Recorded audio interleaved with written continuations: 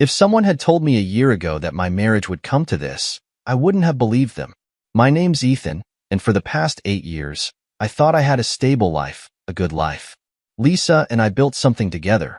Or at least, that's what I used to think. We had a rhythm. She was the creative one, the spark, while I was the steady hand, the one who kept things grounded. Together, we seemed like the perfect match. We weren't without our struggles, of course. Every marriage has them.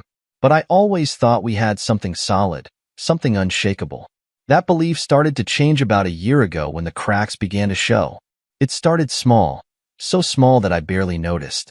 Lisa began working longer hours, her phone constantly buzzing with notifications she'd quickly swipe away. When I asked her about it, she'd laugh and say it was just work stress or her friends from the office sharing memes. She had always been independent, so I didn't think much of it at first. But then there were the changes in her behavior. She'd started dressing differently, sleek, tailored outfits that seemed more suited for high-powered meetings than the casual work environment she described. She began hitting the gym more frequently, something she'd never been overly interested in before. When I asked her about the sudden fitness kick, she waved it off, saying she wanted to feel healthier. It was a valid enough excuse, but something about the way she avoided eye contact made my stomach twist. I tried to push the doubts aside. I told myself I was imagining things, that I was being paranoid. Lisa was beautiful, confident, and charismatic. It wasn't unusual for people to gravitate toward her. That's part of what I loved about her. But as the weeks turned into months, the distance between us grew. Our conversations became superficial, filled with pleasantries instead of substance. The laughter we used to share was replaced by silence, and our once regular date nights became sporadic, then non-existent. It was around this time that I first heard about Marcus. He started as just another name in Lisa's stories about work, a new hire, a rising star at her company. At first, I didn't think much of him. She mentioned him occasionally, usually as part of a group of coworkers she was collaborating with on a project, but over time, his name began to pop up more and more. Marcus said this, she'd say. Or, Marcus had this great idea for the campaign. She spoke about him with a kind of admiration that made me uneasy, though I couldn't quite put my finger on why. When I joked about how much she seemed to talk about him, she rolled her eyes and said, "Don't be ridiculous. He's just a coworker." The first real red flag came when Lisa started staying out late for team dinners. She'd text me around 8 or 9 p.m., apologizing for the late night and promising she'd make it up to me. But when I asked for details about these dinners, her answers were vague.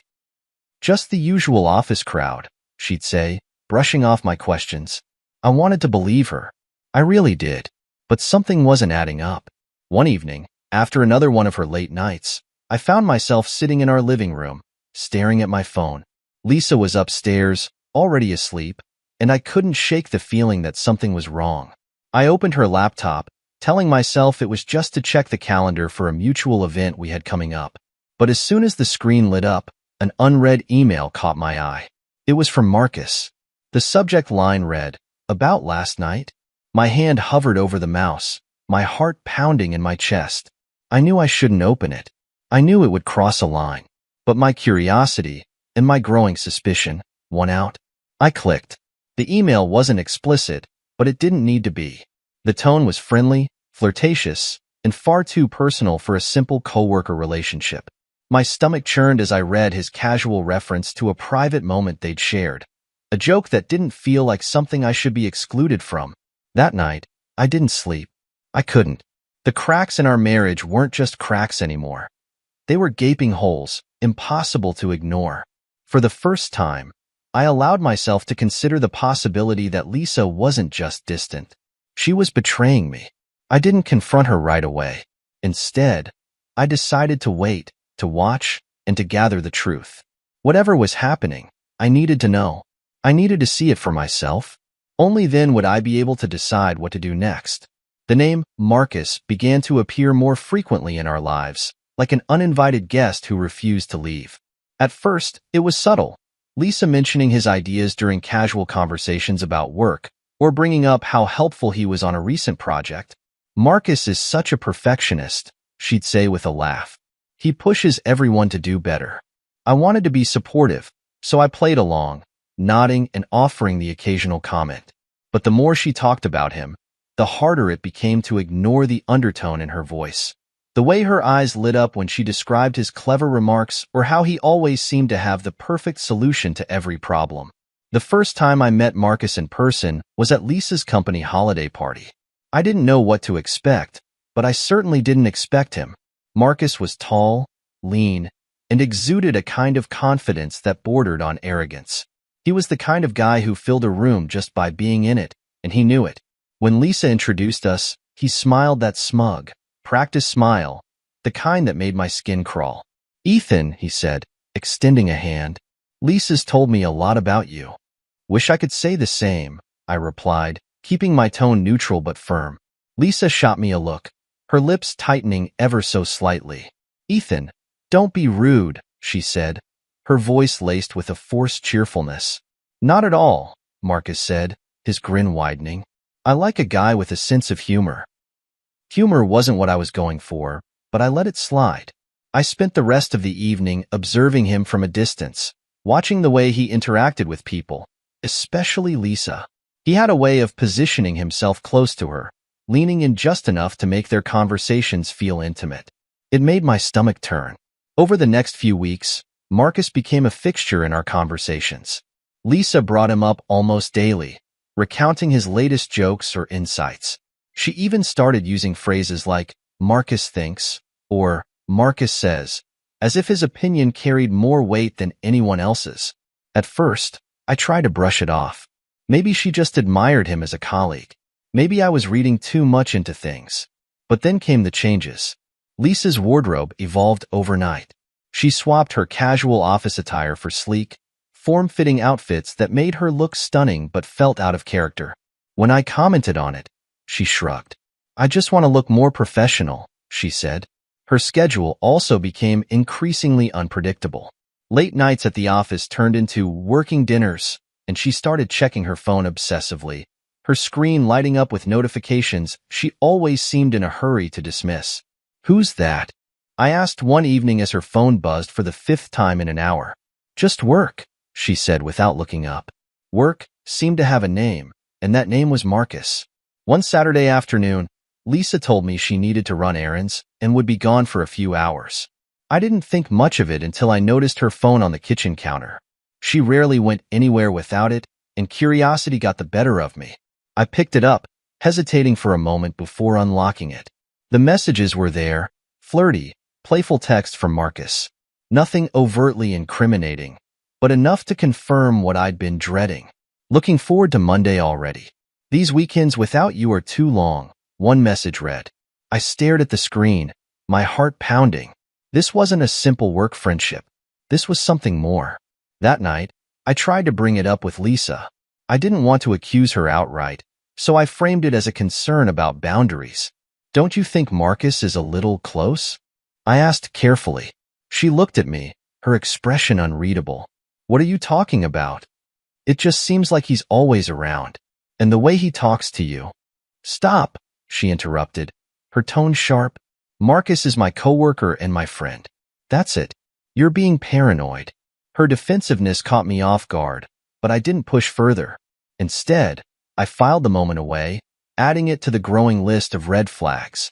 The tipping point came a week later when Lisa came home late from yet another team dinner. She was visibly tipsy, her laughter loud and unrestrained as she stumbled through the door. "What's so funny?" I asked, trying to keep my voice steady. "Nothing," she said, waving me off. "Just something Marcus said." "Of course," I muttered under my breath. "What's that supposed to mean?" she snapped, her playful demeanor evaporating. "It means I'm tired of hearing his name," I said, my voice rising. "Marcus this, Marcus that. Do you even realize how much you talk about him?" "Don't start with this," she said, rolling her eyes. "You're being ridiculous." But I wasn't ridiculous. I was right. And deep down, I think she knew it. As she disappeared upstairs, I stood in the living room, fists clenched, heart racing. Marcus wasn't just a coworker. He wasn't just a friend. He was something more. And whatever that more was, it was threatening to tear my life apart. It wasn't long before my unease turned into outright suspicion. The signs were all there. Lisa's constant texting, her defensive attitude whenever I mentioned Marcus, the late nights, the unexplained errands. And yet, I still found myself clinging to the hope that I was wrong. That maybe this was all in my head, that I was misinterpreting things because I didn't want to face the truth. But deep down, I knew. The confirmation came one night when Lisa was upstairs in the shower. I was sitting on the couch, staring blankly at the TV, trying to shake off the tension that had been building all day. Her laptop was on the coffee table, the screen glowing softly. She'd left it open to her email, and I could see a notification for an unread message. Normally, I wouldn't have thought twice about it. But the subject line caught my eye. "I can't stop thinking about you." My stomach dropped. I knew it was wrong to invade her privacy, but at that moment, I didn't care. I clicked on the email. It was from Marcus. The message wasn't explicit, but it was intimate enough to leave no room for doubt. He wrote about how much he enjoyed their time together, how he wished he could see her more often, and how much he admired her. "You're incredible, Lisa. I mean that. Every time I'm around you, I feel like I'm exactly where I'm supposed to be." I felt a surge of anger, my chest tightening as I read his words. But what hurt even more was Lisa's reply. "You're sweet, Marcus. You always know how to make me smile." I feel the same way. She felt the same way. I stared at the screen, my hands trembling. It wasn't just an emotional affair. It was a full-blown betrayal. I didn't confront her immediately. Instead, I closed the laptop, stood up, and walked outside. The cool night air hit my face, but it did little to calm the storm brewing inside me. I needed to think, to figure out how to handle this without completely losing control. Part of me wanted to barge upstairs and demand an explanation. But another part of me, the calmer, more calculating part, knew that wouldn't accomplish anything. Lisa would deny it, deflect, or worse, try to turn the blame on me. No, I needed to gather more information before making my move. Over the next few days, I kept my distance, watching her closely. She acted normal. Too normal, as if she were trying to cover up the cracks in her facade. She still smiled, still kissed me on the cheek before leaving for work, still laughed at my jokes during dinner. But there was an emptiness in her eyes, a distance that hadn't been there before. And then there were the text messages. Every time her phone buzzed, I couldn't help but wonder if it was him. I started noticing patterns, how she'd glance at the screen, smile faintly, and quickly put the phone down, face down. One evening, while she was in the shower again, I couldn't resist. I picked up her phone and unlocked it, my heart pounding in my chest. Sure enough, there were messages from Marcus. "Can't wait to see you tomorrow. You looked stunning today. When are we going to stop pretending?" Each message felt like a dagger to the chest. That night, I barely slept. My mind raced with questions and scenarios. How long had this been going on? How far had it gone? Was it just emotional, or had it crossed into physical territory? By the time morning came, I had made up my mind. I wasn't going to let this continue unchecked. Lisa might think she was getting away with it, but she was wrong. I started keeping a closer eye on her. I noted the times she left and returned home, the excuses she gave, the way her demeanor shifted whenever she talked about work. I even reached out to a friend who worked in private investigations, asking for advice on how to confirm my suspicions without tipping her off. "You're sure you want to go down this road?" my friend asked. "I have to," I said. "I need to know the truth." The truth came faster than I expected.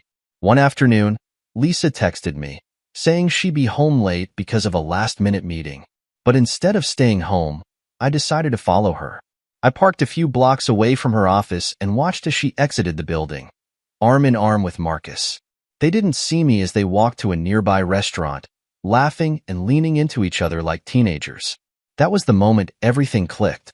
There was no more denial, no more excuses. This wasn't just in my head. It was real, and it was time to confront it. The night Marcus showed up at my house was the tipping point. For weeks, I had been holding everything in. Lisa's betrayal, Marcus's smug arrogance, and my growing frustration at being treated like a fool in my own marriage. But I wasn't expecting him to take things to such a bold, disrespectful level. It was a Thursday evening, and I was sitting in the living room with a beer in hand, pretending to watch the news. Lisa was out, as usual, claiming she was working late, which had become her favorite excuse lately. I was in no mood to argue. My focus was on figuring out how to deal with everything I'd uncovered. Then the doorbell rang. I wasn't expecting anyone, so I approached the door cautiously. When I opened it, there he was, Marcus, standing on my porch with that same arrogant smirk I had seen at Lisa's office party. He was wearing a tailored suit, his posture casual, as if he owned the place. "What are you doing here?" I asked, my voice low and steady, though my fists clenched at my sides. "Ethan," he said, his tone dripping with faux charm. "I thought it was time we had a little chat. You and I, man to man." I stared at him, not moving from the doorway. "We have nothing to talk about." "Oh, I think we do," he said, stepping closer. "You see, Lisa's been struggling lately. She needs someone who understands her, someone who can give her what she really deserves." I felt the heat rising in my chest, but I forced myself to stay calm. "And you think that's you?" He shrugged, as if it were the most obvious thing in the world. "Let's not pretend, Ethan. She's already made her choice. I'm just here to help you accept it. You're in the way, and it's time for you to step aside." I couldn't believe what I was hearing. This man had the audacity to show up at my house, uninvited, and demand that I hand over my marriage like it was a business transaction. "You've got some nerve," I said, my voice cold. "I'm just being honest," Marcus replied, his smirk widening. "Lisa's done with you, Ethan. She's with me now. You're holding on to something that's already gone. Why don't you come in?" I said suddenly, stepping aside. Marcus looked surprised, but his arrogance quickly returned. "Sure," he said, walking past me into the house. I closed the door behind him and turned to face him, my jaw tight. "You want to talk? Fine. Let's talk." He made himself comfortable on the couch, leaning back as if he owned the place. "I'll keep it simple," he said, his tone smug. "Lisa and I are in love. She hasn't told you yet because she feels guilty, but she'll come around. The sooner you let go, the better it'll be for everyone." His words were like gasoline on a fire. I could feel my composure slipping, but I forced myself to stay calm, for now. "So, you think you can just walk into my house, into my life, and take what you want?" I asked, my voice dangerously quiet. "It's not about taking," he said, spreading his hands. "It's about Lisa finally being happy. And let's face it, Ethan, you're not making her happy anymore." That was it. The last straw. Before I could think twice, I grabbed him by the collar and yanked him to his feet. His smug expression vanished, replaced by shock and fear. "Listen to me," I said through gritted teeth, my face inches from his. "You don't get to come into my house and disrespect me. You don't get to lecture me about my marriage while sneaking around with my wife behind my back." He tried to pull away, but I tightened my grip. "You think you're some kind of alpha? That you can intimidate me? Newsflash, Marcus. You're nothing but a coward who preys on other people's relationships because you can't build your own." "Ethan," he stammered, his confidence crumbling. I didn't let him finish. I shoved him back onto the couch, my anger boiling over. "Get out of my house," I growled. "Now, and if I ever see you near Lisa or this house again, you'll regret it." Marcus scrambled to his feet, his face pale. "You're making a mistake," he said, trying to regain his composure. "No," I said, my voice steady. "The mistake was yours, thinking you could walk in here and dictate how this ends. I'm the one who decides that. Not you. And not Lisa." Without another word, he walked to the door, his arrogance gone. I followed him, slamming the door shut behind him as he left. For the first time in weeks, I felt a sense of control. Marcus thought he could intimidate me, but he underestimated me. This wasn't over. Not by a long shot, but for now, I had made my stance clear. And I wasn't backing down. As Marcus walked out of my house, his so-called dominance shattered. I was left with the storm of emotions that had been building for weeks. The confrontation hadn't just been about him. It was about everything. Lisa's betrayal, my broken trust, and the realization that my marriage was no longer what I thought it was. I sat on the edge of the couch, my fists still clenched, replaying his smug words in my head. Lisa's done with you, Ethan. She's with me now. The sheer audacity of it was infuriating. How had I let things get to this point? How had I missed the signs that my wife and this man were making a mockery of our marriage?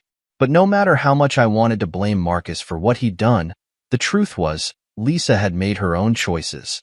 She had opened the door to him, figuratively and literally.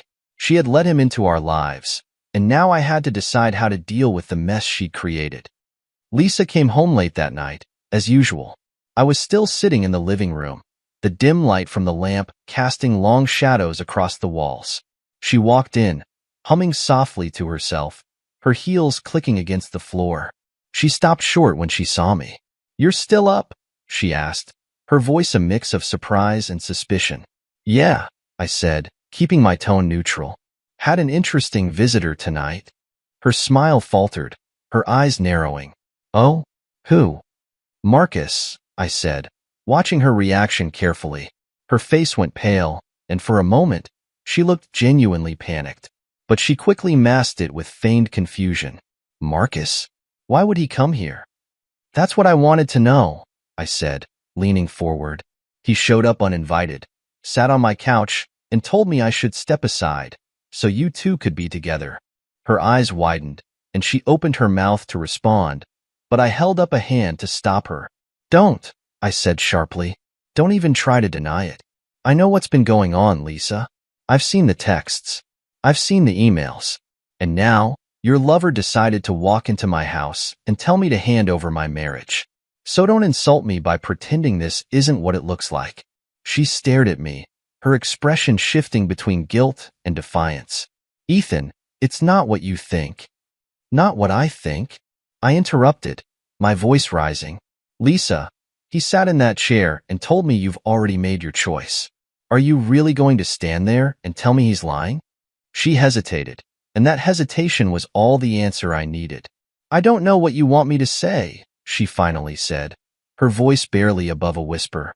"Things haven't been the same between us for a long time, Ethan. I've felt disconnected, lonely." "Lonely?" I repeated, incredulous. "So instead of talking to me about it, you decided to start an affair with Marcus? You didn't just betray me, Lisa. You destroyed us." Tears filled her eyes, but I wasn't moved. Not anymore. I had spent weeks agonizing over this, trying to figure out where I went wrong, trying to rationalize her behavior. But the truth was simple. She had made a choice. And now, I was making mine. "I let him walk out of here tonight," I said, standing up and looking her in the eye. "But that doesn't mean I'm letting this go. You need to decide what you want, Lisa, because I'm done playing this game." She opened her mouth to respond, but I walked past her, heading upstairs. I didn't want to hear her excuses or her apologies. Not now. Not after everything that had happened. As I lay in bed that night, staring at the ceiling, I felt a strange sense of clarity. For weeks, I had been caught in a whirlwind of doubt and anger, unsure of how to move forward. But now, things were different. The truth was out in the open, and I no longer felt the need to cling to what was left of our marriage. Marcus had tried to assert his dominance, to take control of my life and my relationship. He thought he could intimidate me, that I would back down. But he was wrong. Lisa had betrayed me, but I wasn't the one who needed to pick up the pieces. This wasn't my mess to fix. I was ready to let go, to take back control of my life, and to remind everyone involved that I wasn't someone to be underestimated. The aftermath of Marcus's visit lingered in the air like a thick fog. I hadn't slept much that night, and by morning, my mind was still racing. Lisa avoided me, spending most of her time locked in the bedroom, pretending to be busy with work calls. I let her have her space, but my thoughts were far from calm. The truth had come out, and there was no going back now. Marcus's arrogance had pushed me to a breaking point, but Lisa's betrayal had cut deeper than I thought possible. It wasn't just about the affair. It was about the lies, the disrespect, and the way she had treated our marriage like an afterthought. I couldn't sit quietly anymore. It was time to make my next move. Lisa finally emerged from the bedroom that afternoon. She looked hesitant, her eyes darting away from mine as she shuffled into the kitchen. I followed her, leaning against the doorway as she poured herself a glass of water. We need to talk, I said, breaking the silence. She didn't look at me, just nodded and set the glass down on the counter. Okay. I gestured to the dining table. Sit. Reluctantly, she sat across from me, her hands clasped tightly in her lap. Last night, I began, my voice steady but firm. Marcus showed me exactly who he is. And honestly, Lisa, he showed me exactly who you are too. Her head snapped up, her eyes wide. Ethan, that's not fair. Not fair. I interrupted, my voice rising. What's not fair is the fact that I've been fighting for this marriage while you've been sneaking around with someone like him. What's not fair is the fact that I've had to sit here, watching you pull away, knowing something was wrong but hoping, praying that I was wrong. And then he has the audacity to show up at my house and demand I hand you over like some prize? Tears welled up in her eyes, but I didn't stop. Do you even understand what you've done? Do you have any idea how much you've destroyed? She wiped her eyes, her voice trembling as she said, Ethan, I never meant for it to get this far. I swear. It started as nothing, just harmless flirting. I didn't think it would. I didn't think I would lose control. Lose control? I repeated bitterly. You didn't just lose control, Lisa. You made a choice. Every text, every lie, every stolen moment with him, that was a choice. And now you're trying to tell me it wasn't intentional? I was lonely, she whispered, her voice barely audible. You've been so distant lately, so focused on work. I felt invisible, Ethan. And Marcus, he made me feel seen. I shook my head, anger bubbling to the surface again. So, instead of talking to me about how you were feeling, you ran to him? Instead of working on our marriage, you decided to blow it up? I didn't mean for it to happen this way, she said, tears streaming down her face. I made a mistake, Ethan. A terrible mistake. But I still love you. I want to fix this. Her words hung in the air, but they felt hollow. Love wasn't enough anymore, not after everything she had done. I leaned back in my chair, crossing my arms as I studied her. You want to fix this? I asked, my voice cold. Then tell me, how do you expect me to trust you again? How do you expect me to believe a single word that comes out of your mouth? She opened her mouth to respond but closed it again, unable to come up with an answer. That's what I thought, I said, standing up. I'm done, Lisa. I can't keep doing this. I've spent weeks questioning myself, wondering if I could have done something differently. But the truth is, this isn't on me. It's on you. And now, you have to live with the consequences. I left her sitting there, sobbing quietly at the table, and went outside to clear my head. The cool breeze hit my face as I leaned against the porch railing, staring out at the street. I had made my decision, but it didn't feel like a victory. It felt like a loss, a painful, necessary loss that would eventually lead to something better. As I stood there, I realized something important. I wasn't just letting go of Lisa. I was letting go of the anger, the pain, and the weight of her betrayal. It was time to start over. Not for her, not for Marcus, but for me. And this time, I wasn't going to let anyone take control of my life again. The fallout from Lisa's betrayal and Marcus's audacity was like a shockwave rippling through our lives, shaking everything and everyone around us. It didn't take long for the story to spread, and soon, friends, family, and even neighbors were chiming in with their opinions. I wasn't naive enough to think people wouldn't talk. Betrayal has a way of becoming public, whether you want it to or not. But I hadn't expected just how divided people would be, how they would pick sides as if this were some kind of sport. My sister, Angela, was one of the first to weigh in. She called me the morning after I told her everything, her voice filled with righteous anger. Are you kidding me? She snapped. She let that sleazeball into your life, into your home, and now she has the nerve to cry about feeling lonely? No, Ethan. She doesn't get to play the victim here. Angela's outrage was comforting in a way. She was fiercely loyal, always ready to defend me no matter what. But her anger was also exhausting. Every conversation with her turned into a rant about how I needed to cut Lisa out of my life immediately, how I deserved better, how I should have seen this coming. Don't beat yourself up, she said at one point. But don't waste another second on her, either. She made her bed. Let her lie in it. Lisa's sister, Rachel, took a very different approach. She showed up at my door one afternoon, uninvited, her face etched with concern. "Ethan," she said, stepping inside before I could protest, "we need to talk." I crossed my arms, leaning against the wall. "What is there to talk about, Rachel? Your sister cheated on me. End of story." "It's not that simple," she said, her voice pleading. "Lisa is a mess right now. She knows she messed up, and she's desperate to fix things. She's not a bad person, Ethan. She just made a mistake." "A mistake?" I shot back, my voice rising. "A mistake is forgetting to pick up milk at the store." What Lisa did was a series of choices. Rachel flinched but didn't back down. "I'm not excusing her actions. I'm just saying that people can grow, can change. Don't you think she deserves a chance to make things right?" I stared at her, the anger bubbling up inside me again. She had her chance, Rachel. She had 8 years of chances, and she threw them away. I'm done giving her more. The division wasn't limited to family. Our friends had their own opinions, too. My best friend, Liam, was firmly in my corner. "Ethan, you've got to cut her loose," he said over beers one night. "She's toxic, man. And don't even get me started on Marcus. The guy's a walking cliché. If you ask me, you're better off without either of them." Liam had always been the blunt, no-nonsense type, and his words hit harder than he probably realized. But then there were people like Kate, a mutual friend who tried to play mediator. "Look, I'm not saying what Lisa did was okay," she said during a phone call. "But maybe you should think about why she felt the need to turn to someone else in the first place. Relationships are complicated, Ethan. Maybe this is something you both can work through."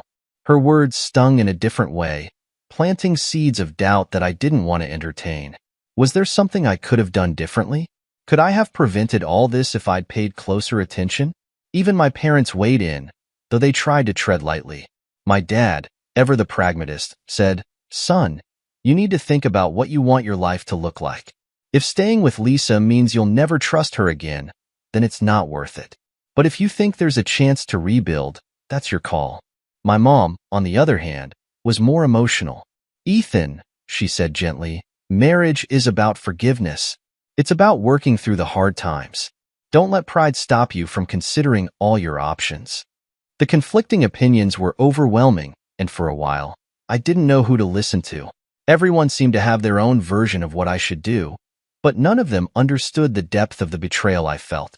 None of them had lived through the sleepless nights, the endless lies, the humiliation of watching someone else try to take over my life. In the end, I realized that the only voice that mattered was my own. It didn't matter what Angela, Rachel, Liam, Kate, or even my parents thought. This was my life, my marriage, and my decision. And for the first time in weeks, I felt a flicker of clarity. I wasn't going to let anyone, not Lisa, not Marcus, and certainly not the peanut gallery, dictate how I moved forward. This was my fight, and I was ready to take control. The tipping point came during a quiet evening at home. I'd spent the day going through paperwork for the divorce, each signature feeling like a small death.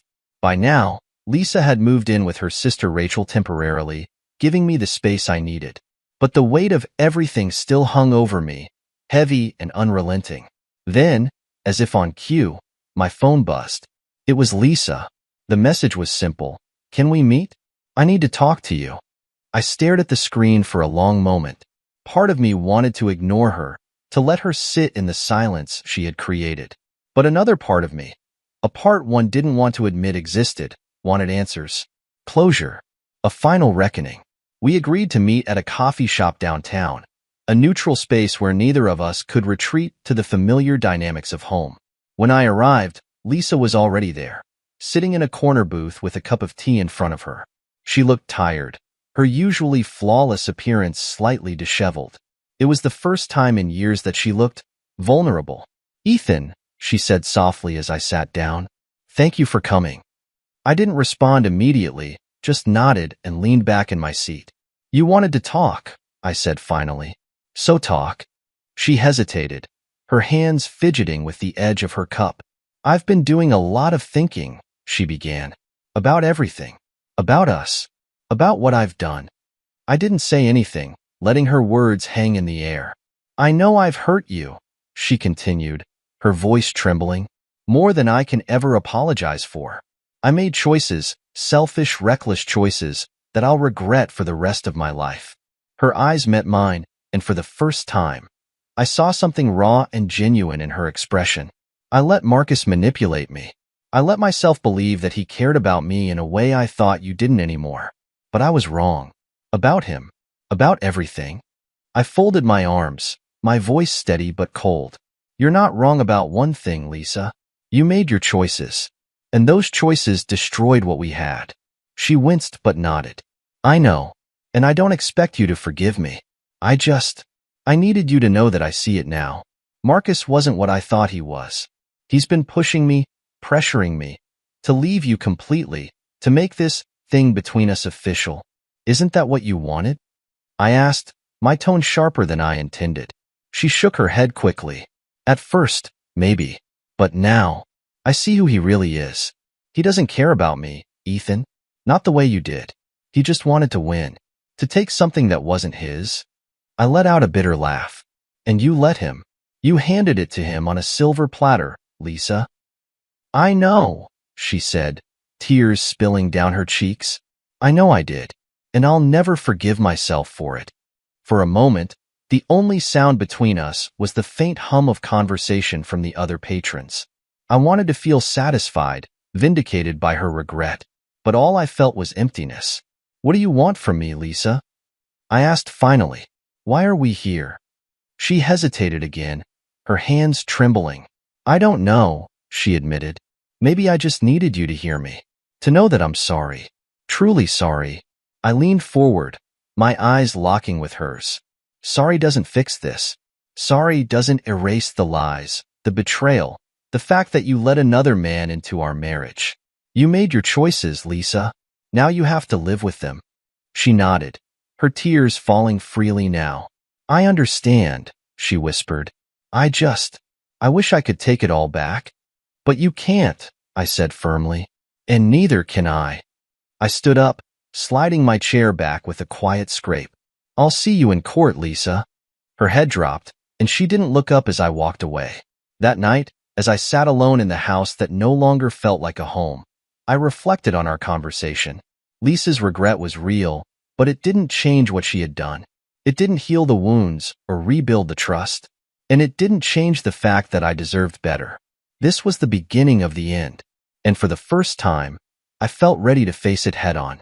Not as a broken man, but as someone determined to take back control of his life. The aftermath of my meeting with Lisa left me with a strange mix of emotions. Her regret was clear, but it didn't change the damage she had done. And Marcus? He had shown his true colors long before that. He wasn't the charming, confident man Lisa thought he was. He was a manipulative predator who thrived on the chaos he caused. It wasn't long before Lisa realized the full extent of Marcus's deceit. When she tried to distance herself from him, he turned on her with a vengeance. He began to make her professional life unbearable, excluding her from meetings and undermining her in front of their colleagues. Lisa, once the confident and respected woman I'd fallen in love with, was now the subject of whispers and speculation in her office.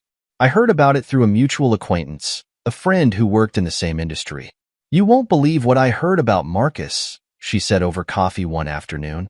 Word is he's been spreading rumors about Lisa, saying she used him to get ahead, and then dropped him when it wasn't convenient anymore. I leaned back in my chair, a bitter smile tugging at the corners of my mouth. Sounds about right, I said. Part of me felt a twisted sense of satisfaction hearing that Marcus was finally being exposed for who he truly was. But another part of me, one I wasn't ready to admit, felt a pang of pity for Lisa. She had played a dangerous game, and now she was paying the price.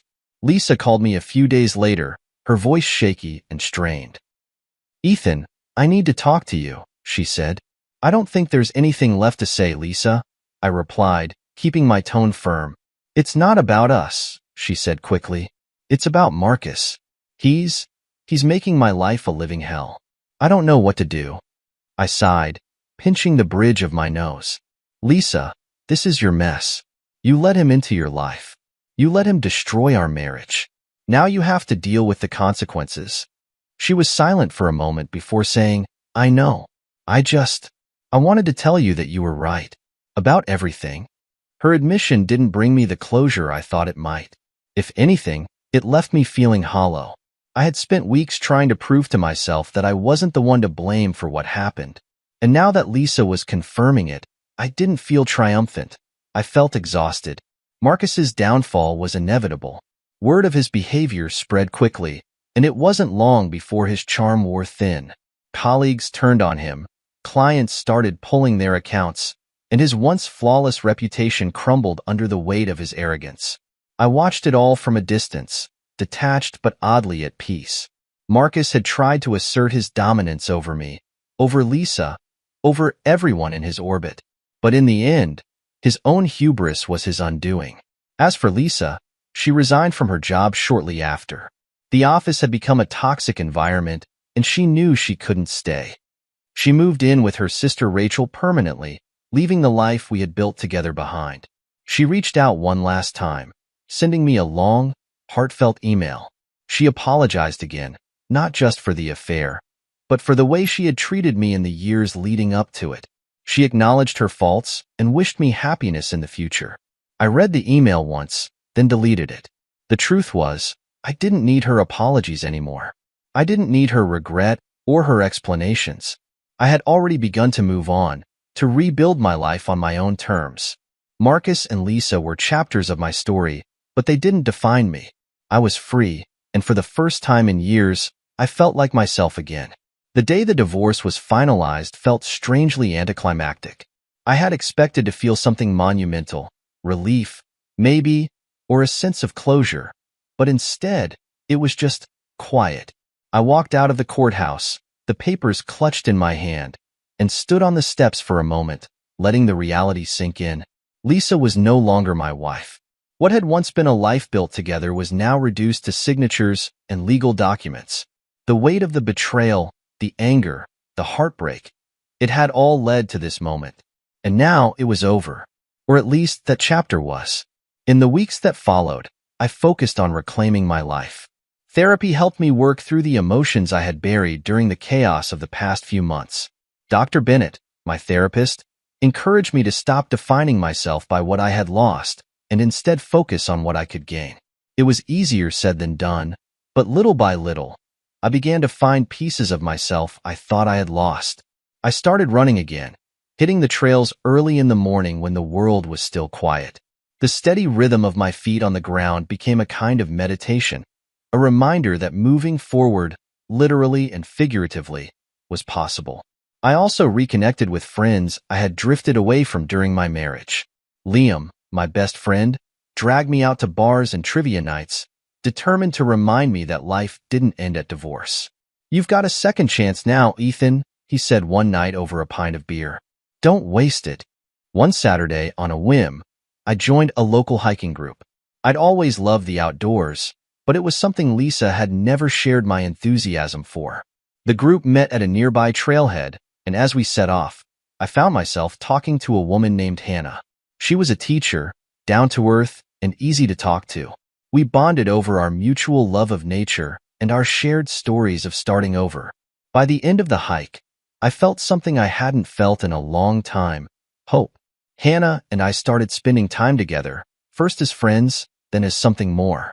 There was no rush, no pressure, just an ease that I hadn't realized I'd been missing. She didn't try to fix me or fill the void Lisa had left. Instead, she simply accepted me for who I was, scars and all. One evening, as we sat on a hillside watching the sunset, I found myself reflecting on the journey that had brought me here. The betrayal, the anger, the heartbreak. It had all shaped me, but it didn't define me. I had learned to let go, to rebuild, and to trust again. "Penny for your thoughts?" Hannah asked, nudging me with her elbow. I smiled, looking out at the horizon. "Just thinking about how far I've come."